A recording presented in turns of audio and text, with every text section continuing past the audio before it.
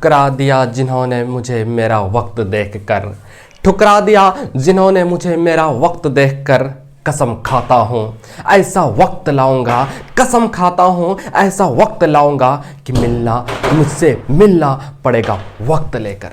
जोहार, आदाब, नमस्कार। मैं ज़ुबैर अहमद। आज की जो मैं कहानी आपको सुनाने जा रहा हूँ, ये कहानी सुनने के बाद आपको लगेगा कि शायद ज़िंदगी में हम बहुत कुछ कर सकते हैं, लेकिन फिर भी इतना पीछे क्यों है, इतना पीछे क्यों है। एक बार कई सारे देवता एक जगह पर बैठे थे और चर्चा हो रही थी कि मनुष्य के हर मनोकामना को पूरी करने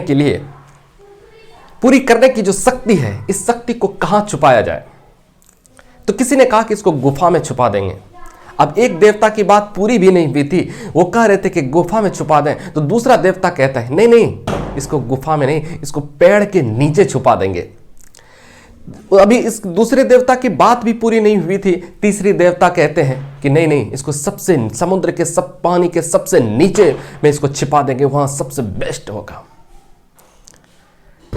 उसमें जो अनुभवी देवता थे, जो बूढ़े देवता थे, वो कहते हैं कि नहीं नहीं, इसको ना तो गुफा में, ना तो पेड़ के नीचे, ना तो समुद्र के नीचे इसको छिपाएंगे, बल्कि मनुष्य के भीतर ही इसको छिपा देंगे। इनसे चाहे उसके अंदर जो जुनून होगा वो जागेगा तो वो मंजिल पा लेगा। तो सारे देवता ने उस पर लब्बैक कह दिया, उस पर सहमति जाहिर कर दिखा कि ठीक है। दोस्तों, इस कहानी से हमें शिक्षा मिलती है कि जिंदगी में आप अगर चाह ले, आप अगर मान ले कि हमको कुछ करना है, आप अगर ठान ले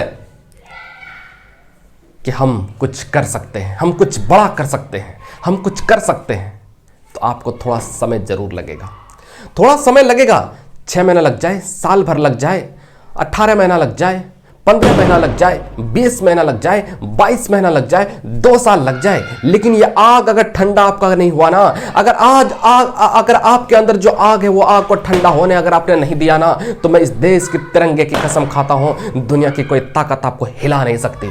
आप क्या सोचते हम कमजोर हैं? आप कमजोर नहीं है, आपका मन कमजोर हो चुका है। आप ये मान बैठे कि शायद हमसे नहीं होगा, बल्कि मानने से काम नहीं चलेगा, ठानना पड़ेगा कि हम भी कुछ कर सकते हैं। आप जरा पीछे मुड़ करके देखेंगे, आपको यही लगता है ना, हमने ये नहीं पढ़ा, हमने ये नहीं पढ़ा, अरे उसमें तो बहुत पढ़ना पड़ेगा, उसमें तो बहुत पढ़ना पड़ेगा। आप क्या सोचते हैं यही ना कि बहुत पढ़ना पड़ेगा? मेरे भाई, आपको बहुत पढ़ना पड़ेगा, ये बात बिल्कुल सही है, लेकिन ऐसा कहां कहा जा रहा है कि कल ही पढ़ करके पूरा पढ़ करके खत्म कर दो, कल ही पूरा याद कर लो, ऐसा तो नहीं कहा जा रहा ना। अगर आप वो छोड़ देंगे तब भी आपका समय ऐसे बीतता ही जाएगा, तो ऐसे सोने से क्या फायदा? क्यों ना पढ़ते चले, क्यों नहीं पढ़ते चले?